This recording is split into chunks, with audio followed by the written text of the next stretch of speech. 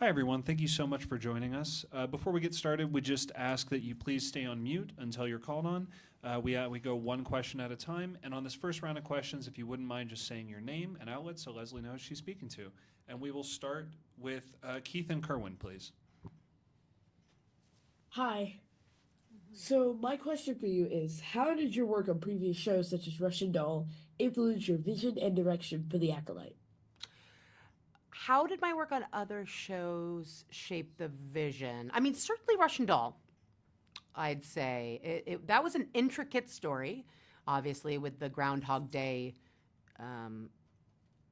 element, having to keep track of this storyline that sort of spiraled down into the heart of what the story was about. And I hope we've achieved sort of the Star Wars version of that with this storyline, with the Rashomon elements and seeing things from two different sides, both between Mandala's characters. Am I allowed to say that? I am. Okay, great. Sorry, you guys. I'm still unclear on what I'm allowed to talk about. So, where was I? I was talking about, oh yes, the duality and kind of flipping back and forth between who's good and who's bad. This is a point of view of one character. This is the other point of view from another character. So that's I would say that prepared me really well for the story we ended up telling here. Thank you. Trisha, go ahead. Hi, Trisha Barr for Fangirls Going Rogue podcast. You, in the Acolyte, you're using one of my favorite archetypes, the witch. A lot of current storytelling is challenging patriarchal tropes about witches. What do you want to bring to the cultural perspective of witches? What do I want to bring to the cultural what of witches? Sorry. The cultural perspective of witches. Oh, perspective. Well, I think that they, of course they're witches, and that's an element that George and Dave created with the Clone Wars. But I do think that my version of it is more about a collective that utilizes the Force differently than the Jedi do and would rather be left alone so that they can develop their own way of manipulating it, use it, whether it's for good or bad is kind of left up to the audience's interpretation of them. So I guess that's how I would be challenging the perspective. George, go ahead. Hi, this is George and Josh Bate with the Hollow Files. Leslye, thank you so much. Really nice to meet you. Nice to meet you too. It seems that one of the great tenets of working at Lucasfilm is collaboration with so many different departments, individuals, things like that. As you worked on The Acolyte, did you consult with other filmmakers who had directed and written other Star Wars stories? I know Rian Johnson had directed one of your first scripts and then obviously did The Last Jedi. I'm not sure if you consulted with him or other Star Wars writers, directors in crafting The Acolyte.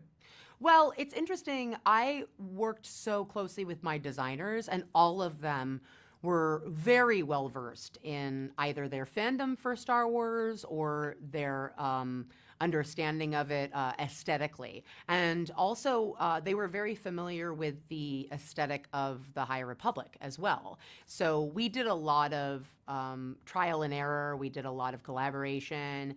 We did an enormous amount of presentations to each other so that all the departments were on the same page. So I do think that that really was the key to making a show like this one. You can't do it on your own. It's got to be between you and your team. James, go ahead. Hi, James Burns from Jedi News here. Thanks for taking the time to talk to us. So my question for you is, there's a lot of people out there that have never ever read anything from the High Republic because they just, tune into the films and watch content on Disney Plus. So how would you pitch the Acolyte to them? Oh, I would say pitching the Acolyte to people who are unfamiliar with the High Republic, I would say this is a fresh entry point. It could definitely elevate the show if you've had the experience of immersing yourself in that in beautiful world. but you certainly don't need to have read anything or know any references to it, because we are taking place a bit closer to the prequels than the High Republic. So hopefully we have enough referencing of the High Republic, but we're not leaning on it narratively to support our story. I would like to think that our story stands on its own. Gustavo? Hi, Leslie. I'm Gustavo from Trial of the Force. Thank you so much for taking the time to talk to us. My question also has to do with the High Republic. But before getting into the High Republic, Star Wars has, I think, been known a little bit for being slower to embrace diversity in it, not just its casting, but also in the stories it tells about diversity. Through the High Republic and that publishing effort, we have seen a lot of diversity with the characters that are finally introduced, be it with their races or their sexualities, but also the stories that we tell about them. With the Acolyte, how do you embrace that ethos that the High Republic publishing effort has done to not just bring in diverse characters, but also to tell diverse stories? Well, I hope that, as you know, if you're a Star Wars fan, my hope is that you will notice the different elements of Star Wars that we have brought, other Star Wars media that we have brought into the Acolyte. We're referencing the High Republic with the design of the robes, with including the character of Renester Grow. I think that we're definitely referencing Clone Wars when we explore the witches and the coven that Jodie Turner-Smith leads. So there's that. I think a lot of the fact that we're using practical elements, we're using real sets, that really, I think, lends itself to the original trilogy. And then where the Jedi are in their trajectory is very close to what ends up happening to them in The Phantom Menace. So hopefully we're merging a lot of those storylines to feel more diverse and hopefully exciting because of that. Jason? Hi, Leslie. Jason of This Dad Reads here. This is a big moment, like we've been saying, for the Star Wars book community. I just want to know, what message do you have for the High Republic book fans out there in anticipation of the release of The Acolyte? Oh, I want to say I love you. Thank you for investing in a world and an era that I think is so new. And I definitely had that experience working on Acolyte. You're diving into something that isn't referencing the live action canon or the Skywalker saga. So you're willing to dive in at a particular entry point and enjoy the stories of the Jedi and what George created in a different context. So I would hope that you have a similar experiencing, similar experience watching The Acolyte. Sorry. My mouth is really dry. Okay. William, to you. Thanks for chatting with us. William Devereaux from the Ion Canon podcast. George Lucas loved symmetry and parallels in Star Wars. In many ways, The Acolyte feels like a reflection of the Phantom Menace, kind of as you alluded to earlier, from the use of the Force to create life, to the Jedi testing process, eventually admitting an older child to be trained as a Jedi. And of course, twins are a Star Wars staple. I'm assuming this was intentional, and if so, how did you balance drawing the parallels to the Phantom Menace and other films without making it feel too similar? It was difficult, for sure. You want to hit all the particular tropes that make something feel Star Wars. Like I said, those practical sets, the familial clashing, the struggle between master apprentice, father daughter, sister sister. All of those things, I think, are elements of George's stories. Ahsoka and Anakin, Luke and Anakin, Obi-Wan and Anakin. I was hoping to embody that particular, all of those particular tropes and elements. It was daunting. It was daunting. Hopefully, we've achieved it in a way that feels both fresh, but also very reverent to what George has created. Charlotte and Caitlin, go ahead. Hi, Leslye. It's Charlotte and Caitlin from Sky Talkers. So great to talk with you today. You recently said in an interview that the episode The Wrong Jedi from the Clone Wars was a favorite and provided some inspiration to the Acolyte.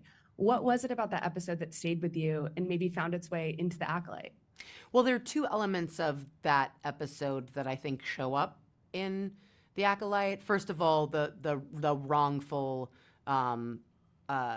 accusation of a character that they've committed a crime, a really horrible crime that they didn't do. So there's definitely that element. It's one of the things that starts the story off. And then the other thing that I love about that episode is Ahsoka's choice to leave the Order, which is something I hadn't really tuned into as like an option that someone could do. So I loved the idea that Osha has left the Order and sort of created a life for herself outside of that identity. So those were the two things from that episode that I was extremely inspired by. Mark, go ahead. Hello, Leslye. You work closely with Neil Scanlon and the Critch Cantina team at Pinewood to create all kinds of really, really cool stuff. Can you talk a little bit about that process? Oh, absolutely. Neil embraced me immediately, which I was so grateful for. He was very supportive of my ideas and my requests. He does so much. When you get to work with him, whether it was the mask with that element of horror with the smile. That was something that we worked on for a really long time in terms of how to construct it. The character of Basil was someone that I said, I want to do this with a guy in a suit like the old days. You know, I don't want this to be a CGI character. What do you think? How can we execute it? And he worked so hard for months on creating the design of that character, making that character work. The droid Pip was so much fun to work with. Amandla would joke that it was like a little Mercedes-Benz in her pocket because every time she was done with a take, they would come and take it from her because it was so, it was remote controlled by a puppeteer who was excellent and actually worked with Amandla in rehearsals so that the character felt very much like, so that the droid felt very much like a character. So yeah, Neil was instrumental in all of that. Dan? Hi there, Dan's there from Coffee with Kenobi. Looking forward to seeing what everyone thinks about the Acolyte, as I'm sure you are. And now this question, I don't want to spoil anything, so bear with me. What can you share about May's mission to kill Jedi without the use of a lightsaber? Because it is a unique fighting choice. What inspired that decision creatively? The choice for May to attack Jedi without a weapon was to put a new spin on how you would attack a Jedi. And meaning this is a time period where not a lot of people are running around with a lightsaber unless you're a Jedi. And so therefore attacking a Jedi without a weapon would be a daunting task and something that would hopefully intrigue the audience. Sarah, go ahead. Hey, this is Sarah with Skywalking Through Neverland, and you talked about all the inspirations of Star Wars that you're trying to involve in this show. Well, music is a huge thing that connects Star Wars, and I just wondered, is there a specific point in the narrative that you directed the composer, Michael Abels, to use any particular Star Wars themes or sounds or instrumentation to further that connection? I didn't really start out giving any direction to Michael. He's brilliant. He's a Pulitzer Prize winning musician. He obviously worked on Jordan Peele's films, which is how I just, was introduced to him. There was an element in the show that I felt needed to feel like John Williams, but also had to have an eerier, darker edge to it to tie into the tone of the show.